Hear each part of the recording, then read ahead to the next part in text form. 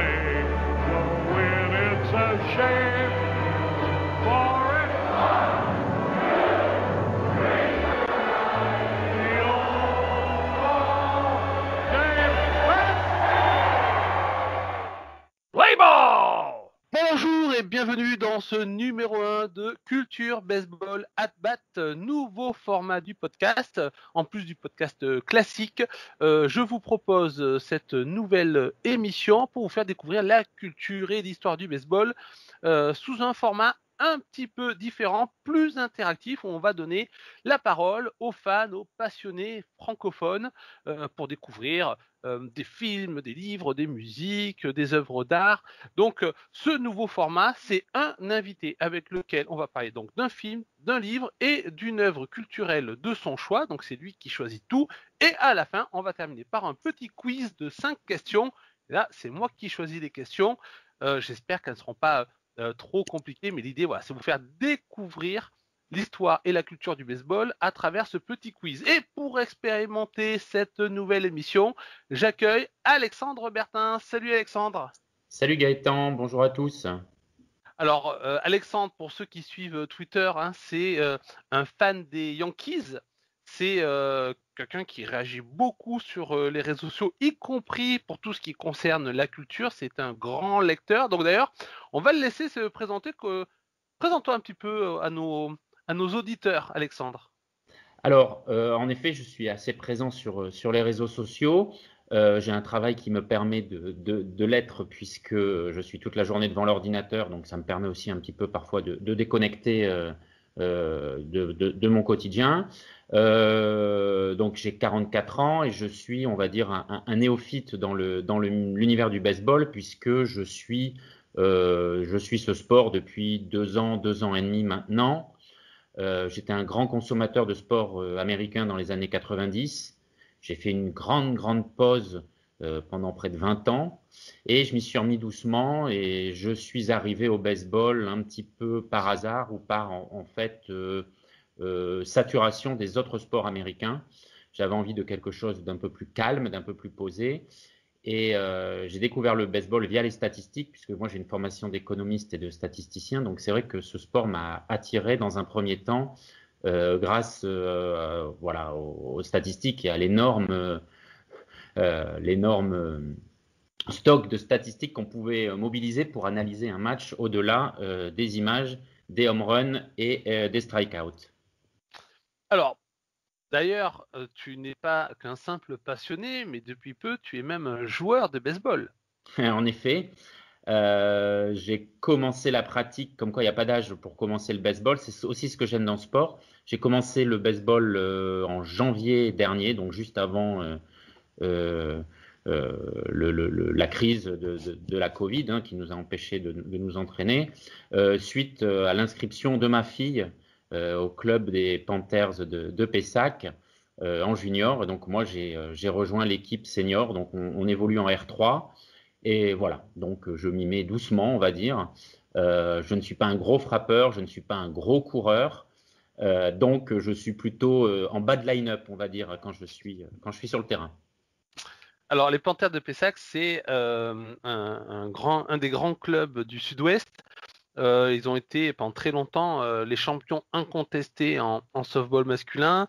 Ils ont également joué en première division de baseball, hein, dans le baseball élite français. D'ailleurs, pour la petite histoire, j'avais fait un match de première division, mon seul match de première division contre les Panthers chez eux, parce qu'il fallait gonfler les effectifs. Donc j'avais fait le nombre, j'avais fait le 12e homme. Bon, alors j'ai juste fait bullpen catcher pour nos lanceurs, ce qui était déjà pas évident parce que quand on est comme moi, un joueur de régional, départemental, et qu'on commence à catcher, ne serait-ce que pour entraîner hein, des joueurs, même celui que j'avais catché, c'était un jeune joueur de Pôle France, hein, donc pas encore un top, hein, mais un joueur à potentiel, bah, ça va très vite et quand on n'est pas habitué, c'est pas évident. Mais ça avait été une très bonne expérience. Donc les Panthers de Pessac, effectivement, un club qui compte dans le Sud-Est.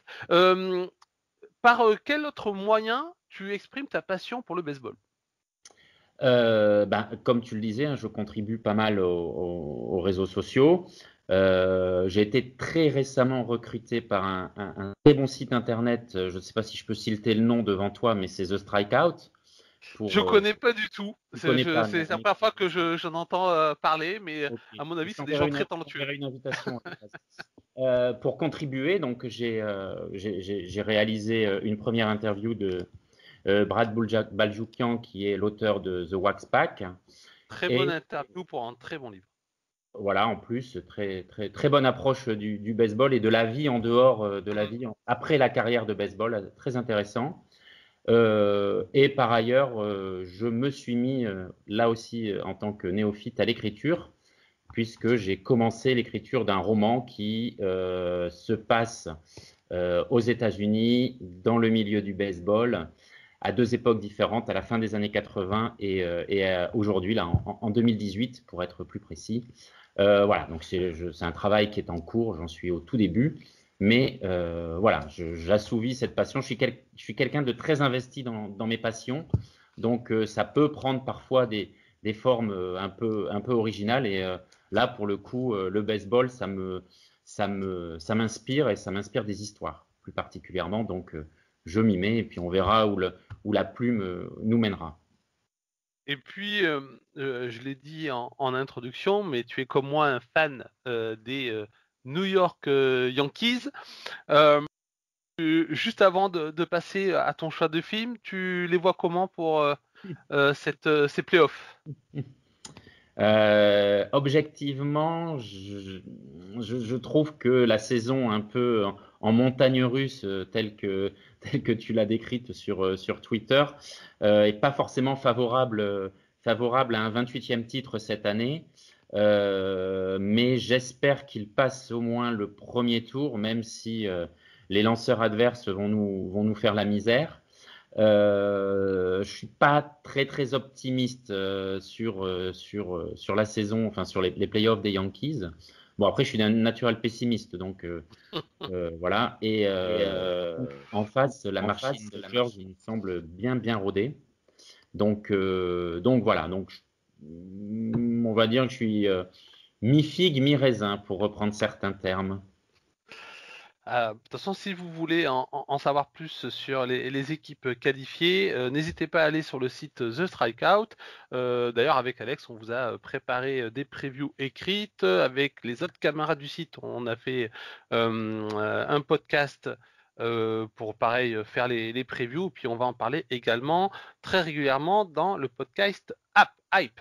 Alors, ben justement, on va aller du côté d'une équipe qui est qualifiée et qui est qualifiée en ayant une méthode qu'elle a initiée et ensuite popularisée au sein de la Major League Baseball et même au-delà du baseball, c'est les Athletics d'Oakland avec le film que tu as choisi, Le Stratège, film de 2011 réalisé par Bennett Miller avec en star tout en haut de l'affiche le fameux Brad Pitt qui est excellent, pour y revenir, et puis également Jonah Hill, Chris Pratt qui n'était pas encore la star des films Marvel que l'on connaît aujourd'hui, ou de Jurassic World, et puis Philippe Seymour Hoffman. Alors, très rapidement, et après je laisserai notre invité nous dire pourquoi ce choix, mais c'est un film qui est adapté d'un livre de Michael Lewis de 2003, où justement il relate la fameuse saison 2002 des Athletics d'Oakland, équipe qui a peu de budget, c'est toujours le cas,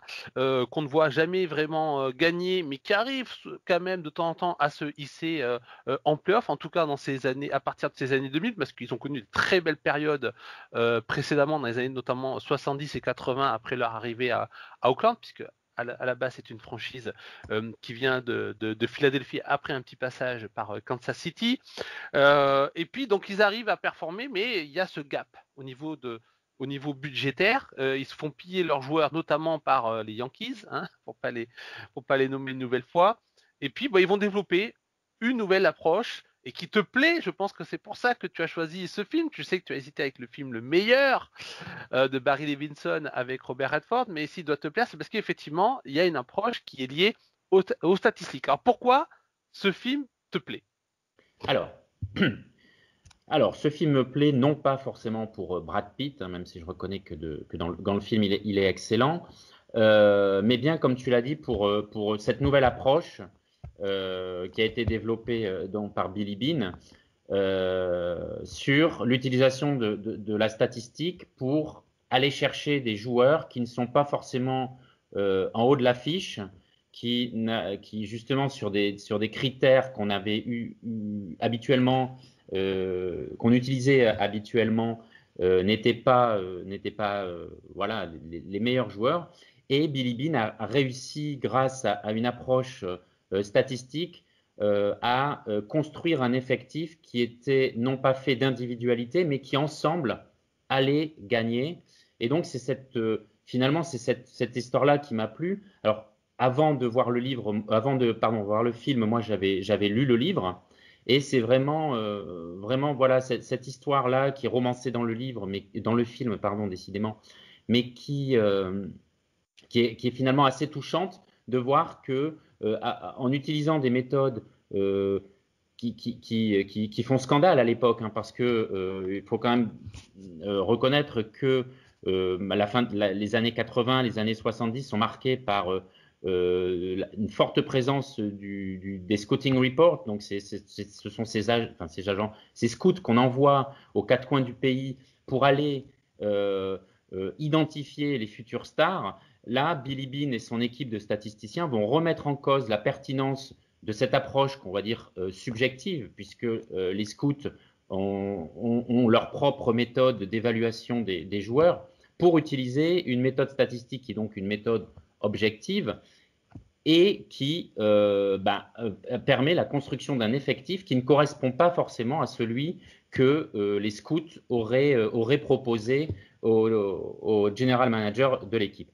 Et donc c'est cette histoire-là que je trouve intéressante et qui est bien retranscrite dans le film. Certains passages du film où on voit l'opposition entre les deux méthodes, entre finalement les deux époques, les scouts qui sont plutôt des joueurs âgés, des personnes âgées qui ont vécu une expérience, qui remettent en cause les nouvelles approches de petits jeunes, de statisticiens qui sont issus des grandes universités comme Yale. Et c'est ce qui est intéressant dans le film, justement, c'est comment finalement ces deux mondes se confrontent et comment au final c'est Billy Beane qui a raison, puisqu'il construit une équipe qui rencontre le succès. Alors c'est vrai que dans le film, il y a notamment ce moment où on doit remplacer les joueurs que les Yankees ont pris ou d'autres équipes ont pris aux Athletics qui avaient connu les playoffs en 2001 et où il y a un joueur qui est refusé parce que sa copine est apparemment pas assez belle pour les recruteurs, et pour eux ça veut dire que ce joueur manque de confiance en lui, et ce qui va d'ailleurs horripiler fortement Billy Beane alias Brad Pitt ou inversement. Donc il y a vraiment cette opposition-là, et d'ailleurs, ce qui est intéressant avec le stratège, c'est que on voit très peu d'action de match, très peu, mais on voit beaucoup de baseball, mais les coulisses du baseball. C'est-à-dire autant dans les vestiaires, quand Billy Beane s'adresse aux joueurs, essaie de les motiver ou doit en virer parfois, dans le recrutement, dans les bureaux, l'analyse statistique effectivement des joueurs. Et c'est un film déjà qu'on retrouve souvent dans les classements des meilleurs films de sport. Alors aux États-Unis, même s'il y a des films qui sont vraiment cultes là-bas, je pense à Une équipe hors du commun sur le baseball au féminin dans les années 40, The Sandlot, qui chez les fans français est pas forcément particulièrement apprécié, mais aux États-Unis c'est très nostalgique, donc c'est un film qui est beaucoup apprécié. Field of Dreams, bien sûr, avec Kevin Costner, hein, adapté du roman Shoeless Joe de Wipe Kinsella, mais le stratège fait sa place. Et en France, quand il y a des listes, et il y en a eu par exemple pendant le confinement, les listes des plus grands films de sport à voir pendant le confinement, le stratège arrive toujours dans ces listes, et considéré vraiment comme un très bon film de baseball. Et c'est, je pense, l'avant-dernier qui est sorti, puisque 42 n'est pas sorti avec Harrison Ford et Chadwick Boseman, n'est pas sorti en salle. Le dernier qui a dû sortir, c'est le film qui prend le contre-pied. C'est Une nouvelle chance avec Clint Eastwood, où là Clint Eastwood joue justement un de ses recruteurs à l'ancienne, qui grâce à l'oreille peut déterminer exactement la vitesse du lancer, savoir qu'un tel joueur a un problème pour frapper les courbes, puisque le titre original c'est Trouble with a Curve. Et là, on est vraiment dans l'opposé, c'est-à-dire un film qui va plutôt militer pour un baseball à l'ancienne. Alors on l'a pas dit, mais le livre de Michael Lewis s'appelle Moneyball, l'art de gagner un jeu injuste. Parce qu'effectivement, pour les Athletics d'Oakland, leur petit budget, ils ne peuvent pas rivaliser avec les gros cylindrés pour pouvoir gagner. Et le terme Moneyball est devenu le terme référence pour, euh, pour justement parler aujourd'hui de cette capacité à utiliser les statistiques pour monter des équipes beaucoup plus intelligemment et sans forcément dépenser des sommes folles. Il y a un autre thème qui aurait pu arriver pour remplacer Moneyball. Je sais que toi, tu as lu le livre, c'est Astro Ball. Mhm. Mais bon, Bon, entre-temps, il y a un petit scandale qui est arrivé, voilà. paraît-il. Exactement. On sait ce qui s'est passé par la suite, mais ça serait intéressant que le livre Astrobol connaisse une suite également, peut-être une suite un peu plus critique que le parti pris qui était vraiment de montrer comment l'équipe des Astros en 2011 avait construit patiemment une équipe pour aller chercher le titre. Peut-être qu'une mise à jour un peu plus objective, ça serait intéressant.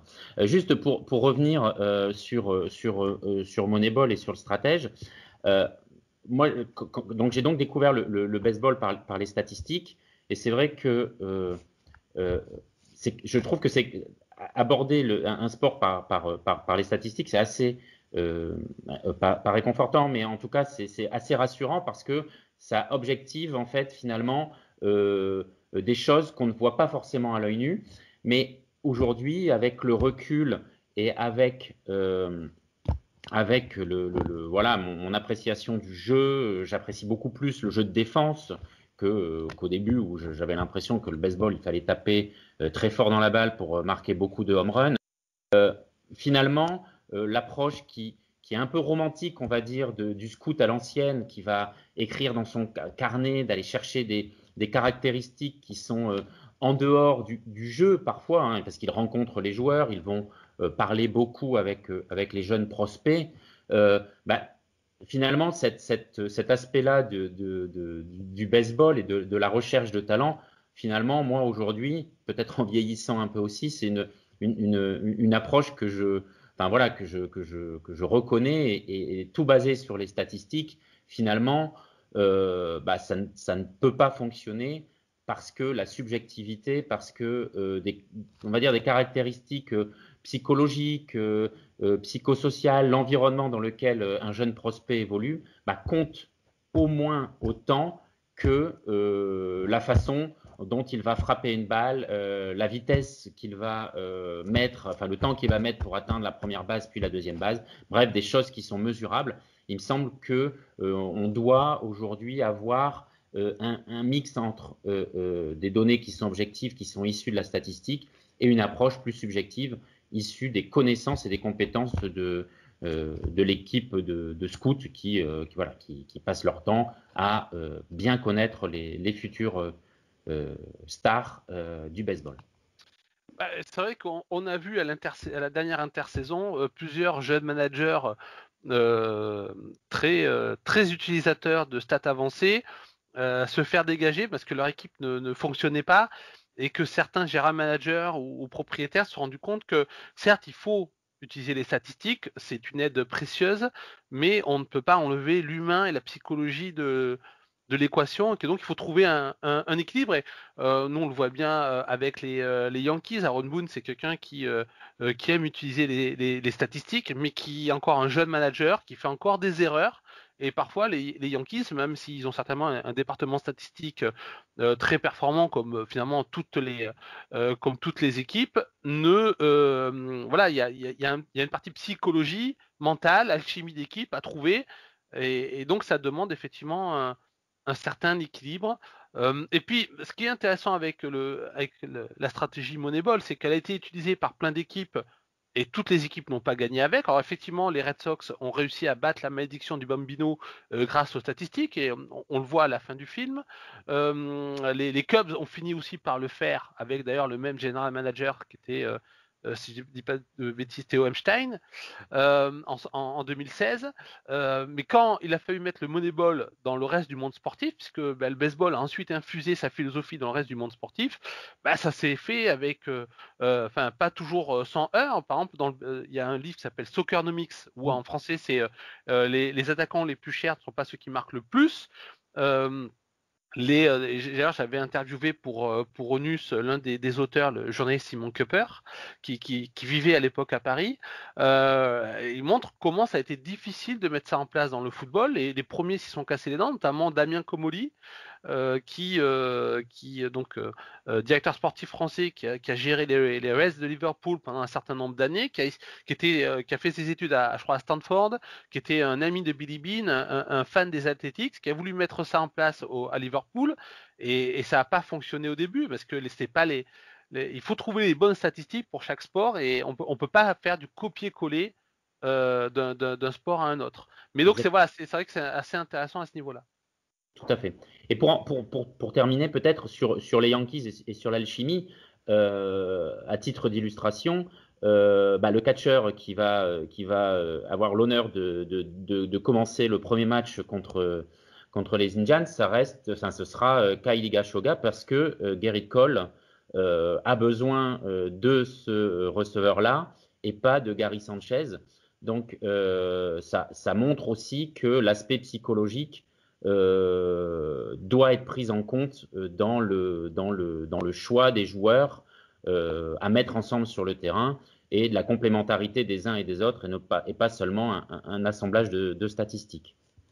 Et c'est dingue, parce que je voulais en parler, j'ai zappé quand j'ai parlé de tout ça, et donc tu fais très bien, parce qu'effectivement c'est l'exemple que j'avais en tête. Parce que Gary Sanchez et Kyle Higashioka ont les mêmes statistiques produites par le club. Ils reçoivent les mêmes instructions de la part de leur manager. Alors certainement que Higashioka est quand même meilleur receveur que Gary Sanchez, mais ça c'est pas forcément très compliqué. Mais après, Gary Sanchez, il arrive en MLB, c'est qu'il sait quand même se débrouiller en tant que receveur, même si c'est pas même si c'est un des plus mauvais actuellement de la ligue. Mais voilà, effectivement, il y a aussi des relations qui se nouent. Et puis si on reprend les Yankees, par exemple, la relation entre Eric Kratz, qui est arrivé cette année chez les Yankees, et le jeune Deivi Garcia, où là, effectivement, il y a aussi une très bonne complémentarité entre un receveur qui n'est pas un receveur star, mais qui a de l'expérience, et un jeune rookie sur qui on attend beaucoup. Alors, comme le temps file, déjà, on ne fera pas la demi-heure prévue. On va passer à la suite, et ton choix de livre, c'est un roman de John Grisham de 2012, Calico Joe, et je te laisse nous dire de quoi parle ce roman. Alors, Calico Joe, c'est un court roman déjà. C'est un roman qui doit faire 200 pages à peine, donc qui se lit très vite. John Grisham, donc auteur connu pour écrire des livres qui sont efficaces, il se noie pas dans les détails et il va à l'essentiel. Et ici, il se frotte au monde du baseball avec un livre qui est assez intéressant, je trouve, qui se passe dans les années 70, et qui en fait est une histoire de rédemption, on va dire, où un jeune garçon dont le père est un lanceur partant aux New York Mets, bon, nobody's perfect, comme diraient certains. Et donc, ce fils voit son père qui mène une carrière un peu chaotique, qui est réputé pour être un lanceur très agressif, qui n'hésite pas à affronter les batteurs en les visant délibérément avec des balles. Il voit son père lancer volontairement, en tout cas il pense qu'il l'a lancé volontairement, une balle à un jeune rookie qui fait beaucoup parler de lui, qui s'appelle Joe, et qui prend cette balle en pleine tête, et qui voit sa carrière brisée par cet accident. Et donc, 30 ans plus tard, le fils, donc, qui s'appelle Paul Tracy, donc fils de Warren Tracy, qui était donc le lanceur en question, en fait apprend par un coup de fil que son père est en phase terminale d'un cancer et donc qu'il va mourir. Et donc il se donne comme mission de faire rencontrer son père à l'article de la mort et Calico Joe, enfin Joe Castle par contre, qui est surnommé Calico Joe parce qu'il vient de la ville de Calico dans l'Arkansas, qui est retourné après son accident y vivre, fait se rencontrer pour que son père présente ses excuses à Joe Castle pour le mal qu'il lui a fait et d'avoir brisé sa carrière, puisque Joe Castle était appelé à être un des tout meilleurs joueurs de la MLB. Et donc, on se retrouve 30 ans plus tard avec cette quête de rédemption à travers les yeux de Paul, le fils de Warren. Alors, qu'est-ce que toi tu en as pensé déjà? Est-ce que tu as aimé ce roman? Qu'est-ce que tu peux nous en dire de ton appréciation? Oui. C'est le premier roman de John Grisham que je lis. Je ne sais pas du tout les Bon, il est très connu pour ses romans autour d'avocats, d'enquêteurs, voilà. Un ancien avocat. ouais, effectivement, et également un passionné de baseball. Il a entraîné l'équipe de son fils, mais il est très connu puisque beaucoup de ses films ont été adaptés au cinéma, comme La Firme avec Tom Cruise. Voilà, donc effectivement, c'est un très grand auteur sur la partie, on va dire, enquête, avocat, justice. Et alors, ce qui est intéressant, c'est que toute la première partie du livre, alors en fait, le livre enchaîne les chapitres aujourd'hui, enfin au temps de la narration par le fils, et également des chapitres qui se passent 30 ans plus tôt. Et ce qui est intéressant, c'est que Grisham, il utilise tous les ressorts du thriller pour amener son histoire, pour faire monter la sauce, on va dire. Il arrive finalement à créer de la tension autour de ce match, puisqu'on a le déroulé du match.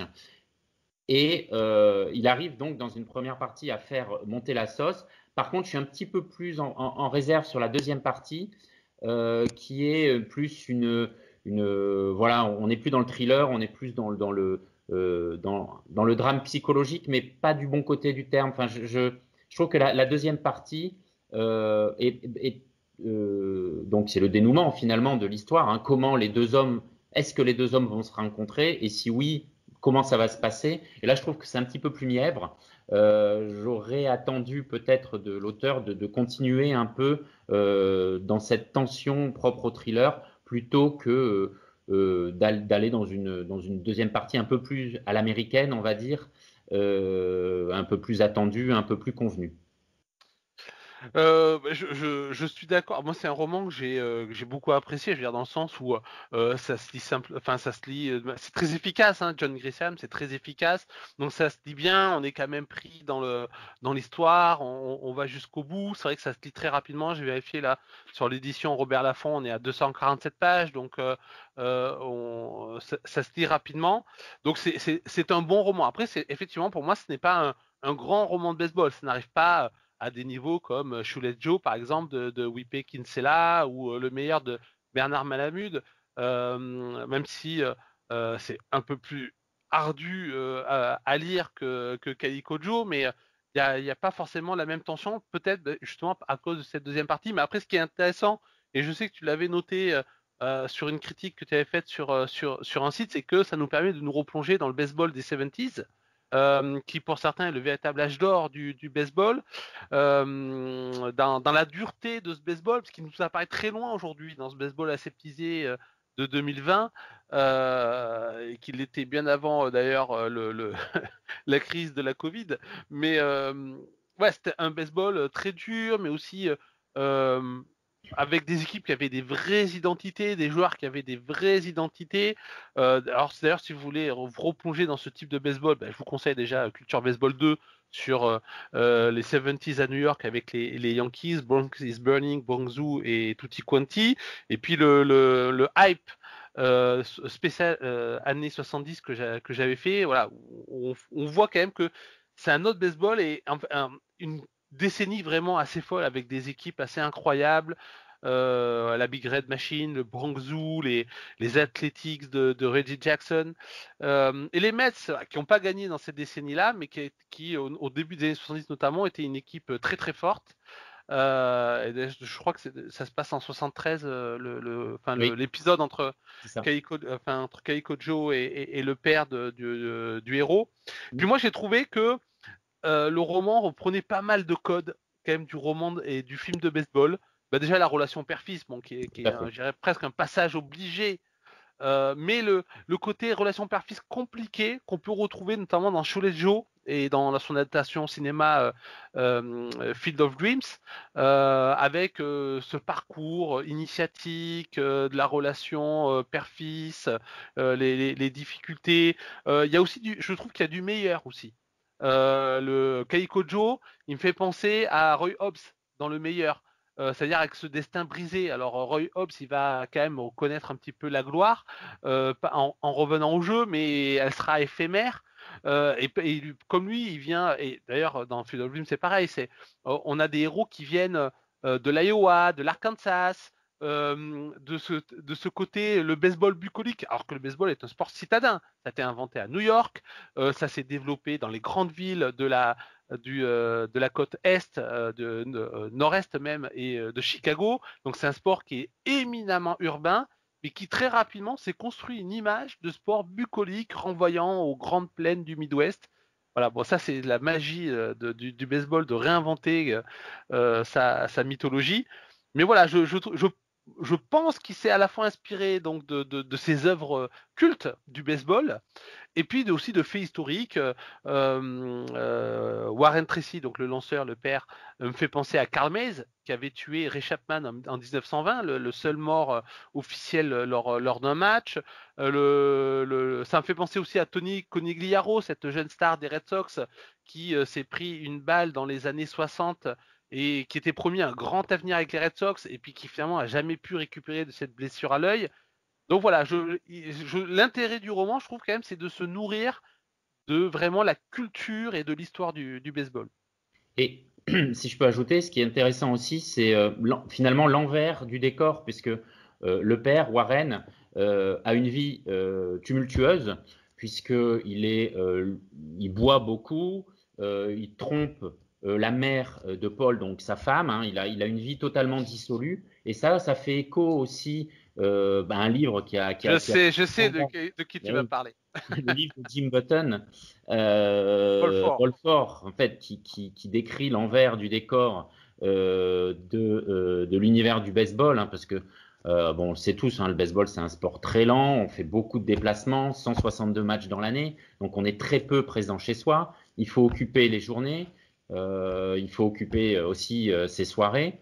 Des fois, les matchs ont lieu l'après-midi, donc le soir, ben, on se retrouve tout seul à la chambre d'hôtel. Donc, la vie d'un joueur de baseball est quand même une vie assez particulière. Et dans le livre, justement, le père, Warren, a quand même une vie très dissolue. Quand il rentre chez lui, il a très peu d'interactions avec sa femme et avec son fils. De temps en temps, il lui jette une balle. Il lui jette une balle dans l'arrière-cour ou dans le jardin, histoire de déculpabiliser de ses absences. Et donc on voit aussi que être fils d'un joueur de baseball professionnel, bah, c'est pas une sinécure, hein. Il faut être une femme, hein, également. Enfin, en tout cas, faire partie de la famille d'un joueur de baseball, c'est compliqué. Et ça renvoie aussi, pour peut-être terminer, pour pas faire trop long, à Wax Pack, donc le livre dont on parlait au début, où l'auteur qui donc va faire une quête et retrouver des anciens joueurs de baseball des années 80 et donc les interviewer 30 ans plus tard, en fait montre que bah, la vie du joueur de baseball, malgré les millions pour les plus grosses stars et les centaines de milliers de dollars qu'ils gagnent par an, bah, c'est une vie qui est compliquée, c'est une vie qui est difficile. Beaucoup de témoignages de The Wax Pack montrent que bah, la relation les relations amoureuses, maritales sont très compliquées à maintenir, que les relations avec les enfants également. Et donc tout ça, en fait, participe aussi à démystifier un petit peu la vie autour du sport professionnel. Là, on parle du baseball, mais tous les sports professionnels ont leur lot aussi de côtés un peu plus obscurs. Mais ça permet aussi un petit peu de démystifier voilà, le côté clinquant du joueur de baseball qui réussit tout dans la vie. On l'a vu avec Joe DiMaggio, hein, on peut être un très grand joueur de baseball et être un sombre connard dans la vie de tous les joueurs. Je mettrai pas de bip sur ça. Mais effectivement, si vous lisez l'excellente biographie de Jérôme Charine disponible aux éditions du Sous-Sol, vous verrez l'envers du décor entre la lumière Joe DiMaggio sur le terrain et puis l'homme qu'il était, notamment violent avec Marilyn Monroe. Ça c'est assez connu, mais d'une manière générale, c'était un être assez médiocre en dehors des terrains. Juste pour finir là-dessus, effectivement, Ball Force c'est 1970, donc on est à peu près dans les mêmes eaux qu'une des parties du roman. Wapak c'est un peu plus tard, je crois que c'est les joueurs de l'année 86, Exactement. mais on est quand même encore pas très loin. C'est encore toujours un baseball qui était très dur. Alors si ce n'est que la drogue dure s'était ajoutée au problème d'alcoolisme. Alors on va passer maintenant à notre troisième partie.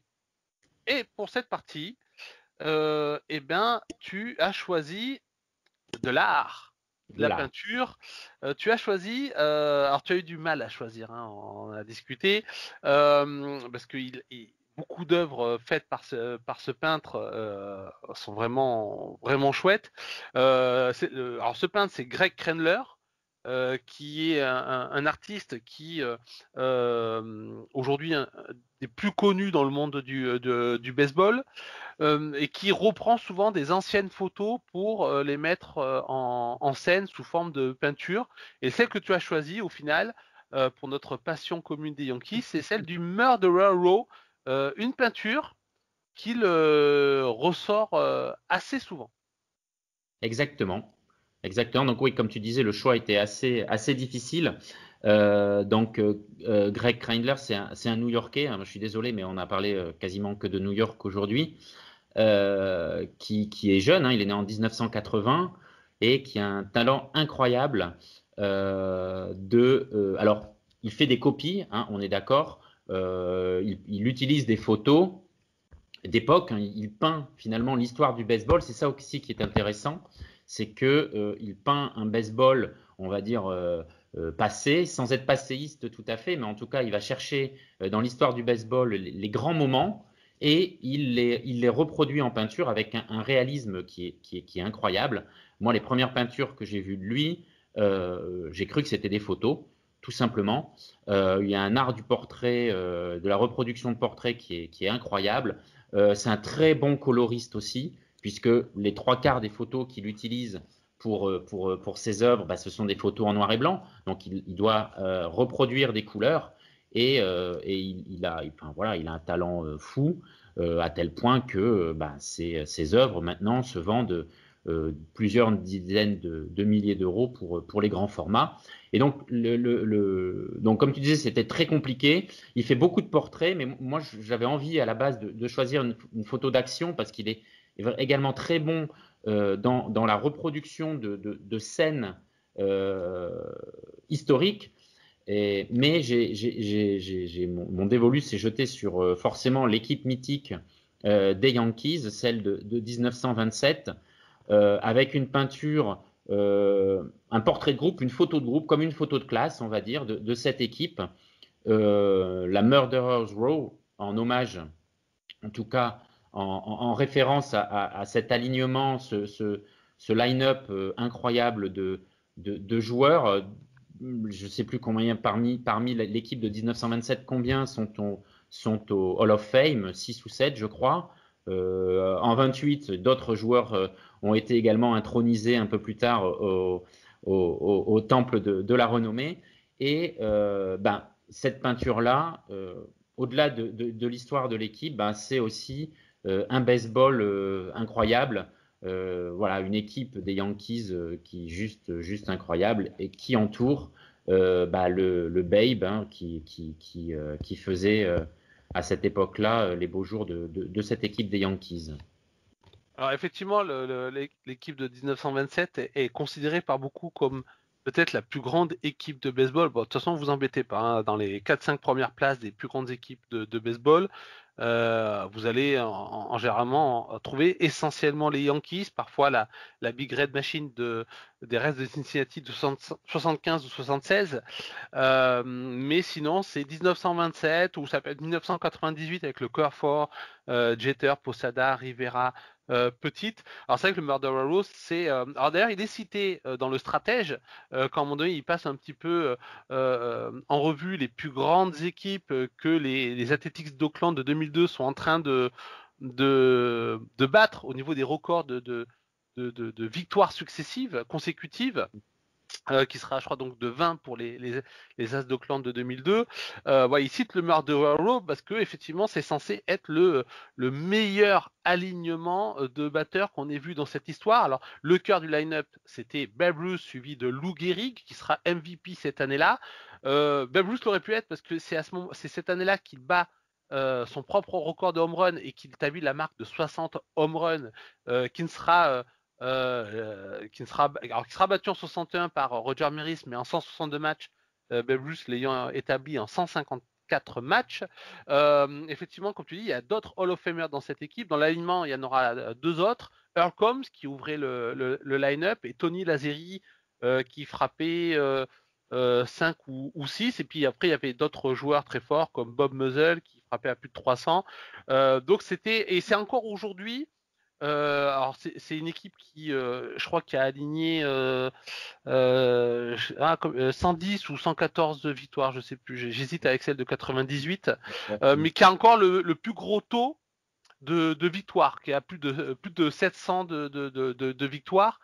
Donc voilà, c'est une équipe qui est mythique à la fois par ses performances, en plus elle a sweepé son adversaire en World Series, et qui est mythique par les joueurs qui l'ont composé. Il y avait aussi des très forts lanceurs. Mais c'est vrai que Greg Kindler, voilà, il aime bien mettre en scène ce baseball old school, vintage. Il peint parfois sur commande aussi, hein, mais il peint surtout des grands joueurs, des grandes équipes ou des grandes actions passées. Une qui revient souvent, c'est le vol de marbre de Jackie Robinson. Ça peut être des frappes de Babe Ruth ou de Mickey Mantle. Alors, des fois, c'est sur commande, mais c'est parce que aussi les Yankees, hein, c'est comme ça, mais sont pourvoyeurs de grands moments de légende. Et je pense qu'à New York, il y a beaucoup de gens qui ont envie d'avoir ces moments de légende accrochés au portrait, surtout qu'il est extrêmement talentueux. Comme tu dis, il met beaucoup de couleurs dans un baseball noir et blanc. Tout à fait. Puis, bon, on a signalé pour les 100 ans des Negro Leagues, il a aussi créé une collection de cartes pour le musée des Negro Leagues de Kansas City, qui est pareil, qui permet de se replonger dans l'époque des Negro Leagues. Et puis, ce qui est bien, ce que j'aime bien avec lui, c'est qu'il poste beaucoup et à chaque fois des anecdotes ou des grands moments de l'histoire du baseball. C'est-à-dire qu'il met en avant ses peintures, mais toujours pour fêter un anniversaire, fêter l'anniversaire d'un événement, de la naissance, ou malheureusement de la mort d'une ancienne star. Donc voilà, le suivre, ça permet effectivement de se documenter sur la fabuleuse histoire du baseball.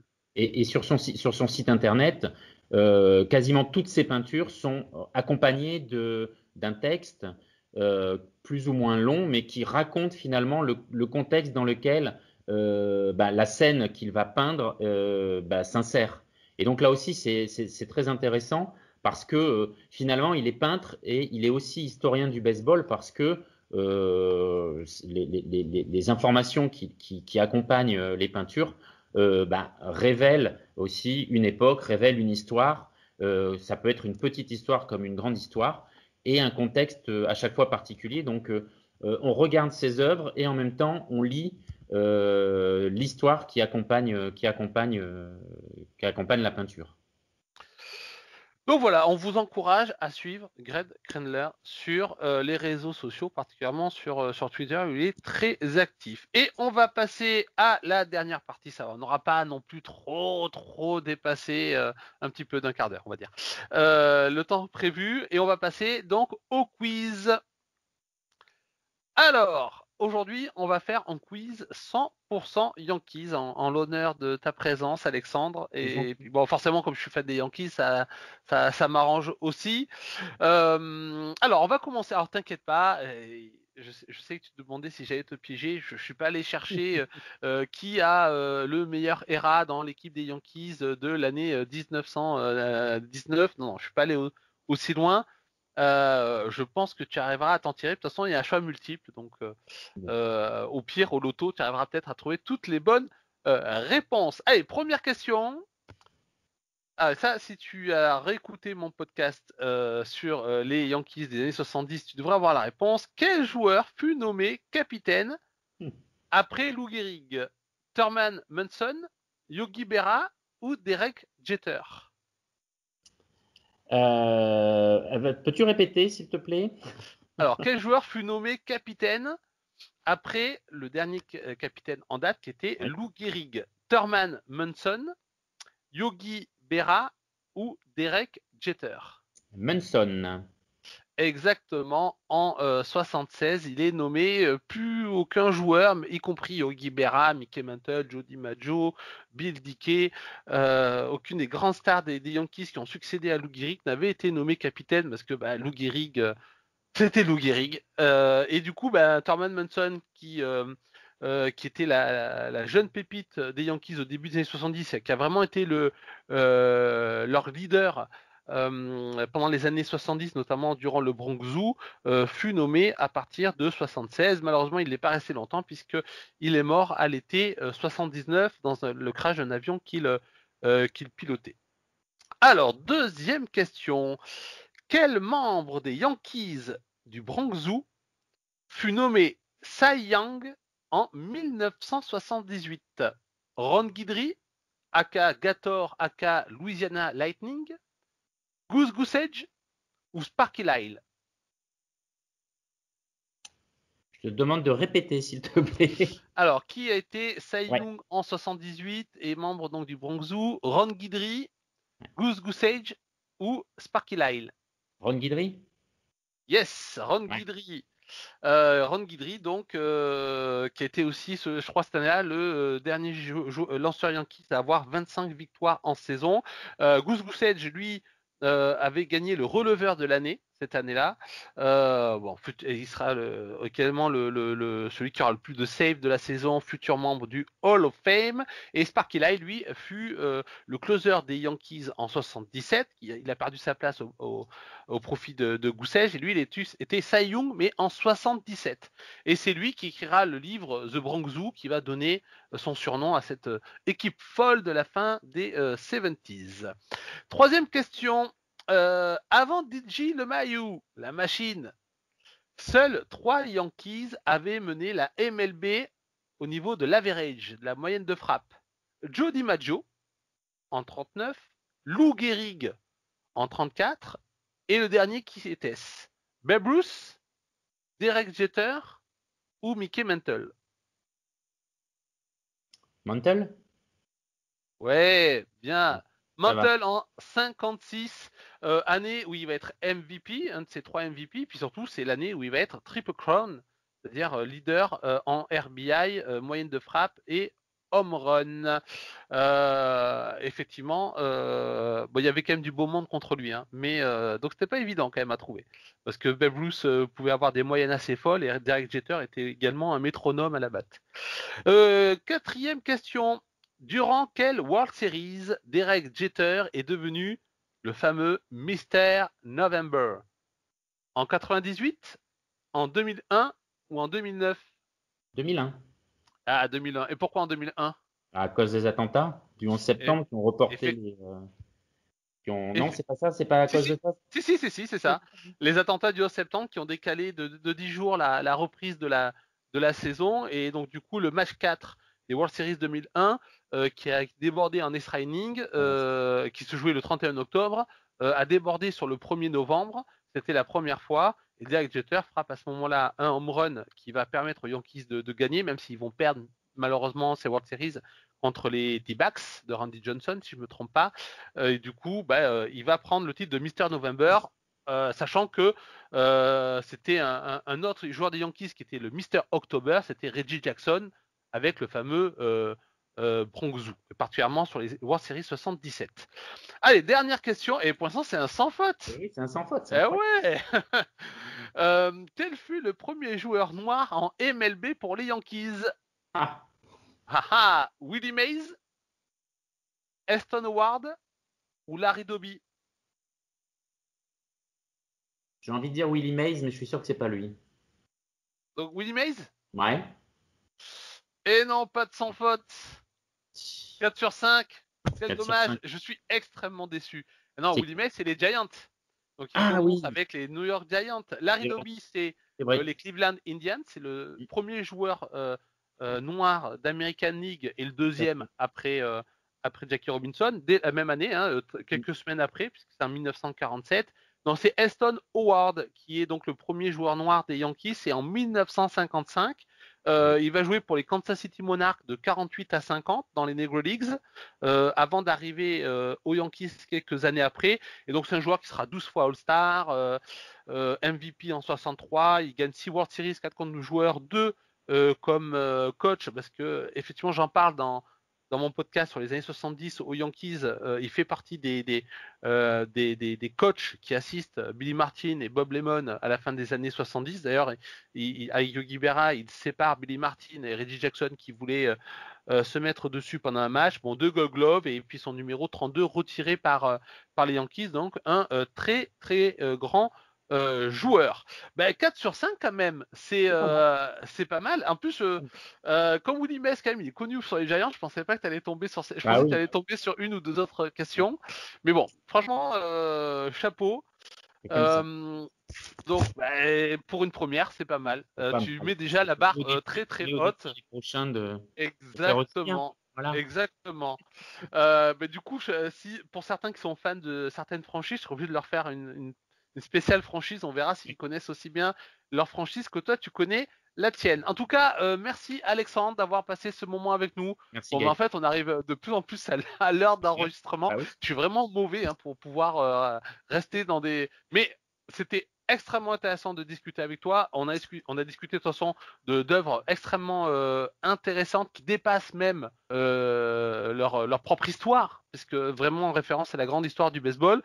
Donc ce fut un plaisir de passer cette presque heure avec toi. Et puis pour le reste, je vous invite si vous ne l'avez pas encore fait, à écouter nos précédents podcasts. Le numéro 3 est en préparation. Je l'ai dit sur les réseaux sociaux, ça sera sur les Negro Leagues. Je sais maintenant de quoi je vais parler, donc je pense que je vais le sortir dans pas trop longtemps si j'arrive à trouver le temps. En playoff, c'est pas évident parce qu'il y a plein de choses à gérer au niveau actu. Et puis, n'hésitez pas à parler avec moi sur les réseaux sociaux de Culture Baseball et d'échanger sur l'histoire et la culture richissime de ce sport merveilleux. Merci Alexandre, merci à tous. Toi, Gaëtan. Et on se retrouve bientôt sur les réseaux. Au revoir. Au revoir.